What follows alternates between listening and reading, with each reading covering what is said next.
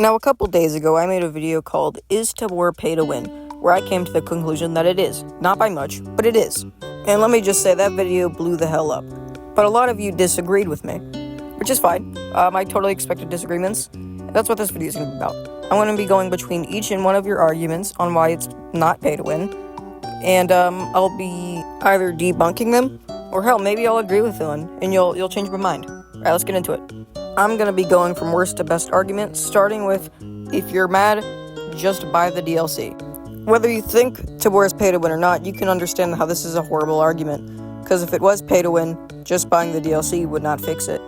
Alright, on to our next argument, because that one was easy to debunk. It is, getting DLC weapons is still possible without buying the DLC. Yeah, this is true. Getting DLC weapons is still possible without buying the DLC. And actually, I never really stated it wasn't. My problem with it is that it is much harder to get DLC weapons without buying the DLC, as you have to get lucky enough to find somebody that actually had them, and then kill them and take their stuff and extract with it.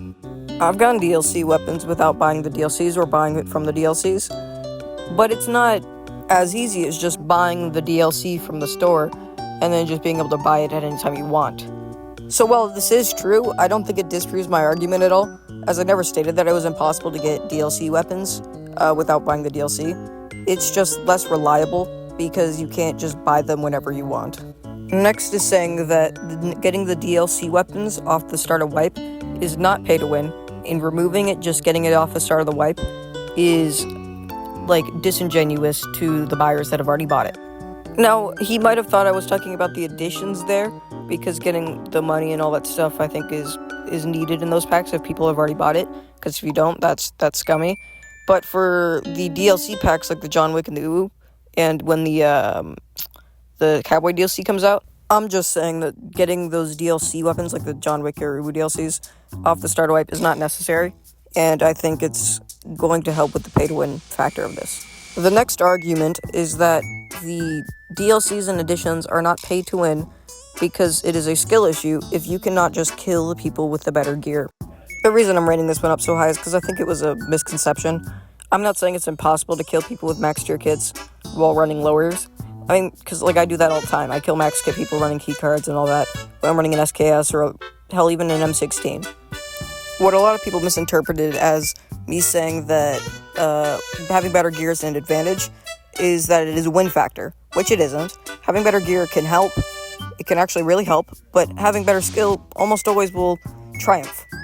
But it's ignorant to say that it's not an advantage, because, well, it is. Having better gear, having a tier 6, is objectively better than having a tier 0 or a tier 3.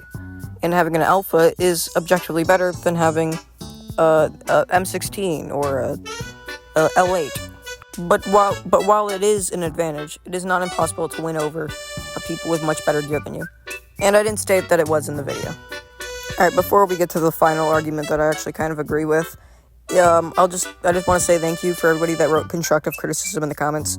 It takes respect to watch a video that you disagree with and still be respectful in the comments and debunk my points. I don't want an echo chamber where people just agree with me. I want discourse. And last video, I did get a bunch of discourse. And I think everybody that didn't just write skill issue or cry about it. Alright, the final point is that it is not a pay to advantage, it is a pay to convenience. By that he means that having better gear in your bunker, 5 times more money, more gear, and more storage for your armory and stuff, is not pay to win, because it doesn't take too long to get there in the first place, but it is a pay to convenience, because some people just don't want to grind to there every single time. Well, this is right, this is true. I still don't think it's a good idea to have that in a game, as just being able to pay to bypass some of the grind that this game has is, I think, still a little weird. So I retract my point. I don't think Tabor is pay to win anymore.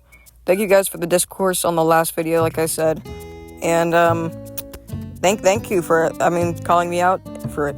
I make a bunch of videos criticizing Tabor, but that's not the only thing I do. Believe it or not, I actually do like this game. I just spent way too much time on this, and I feel the need to criticize every little thing about this game that I do not like. If you want to see some Tabor content that doesn't include me yapping about the state of the game, Watch my last two videos, the L852 but cursed, and I tested your cursed weapon loadouts. Those videos did pretty good, and I think they're very well edited and funny. So if you want to check that out, you can. And that's about it. See ya.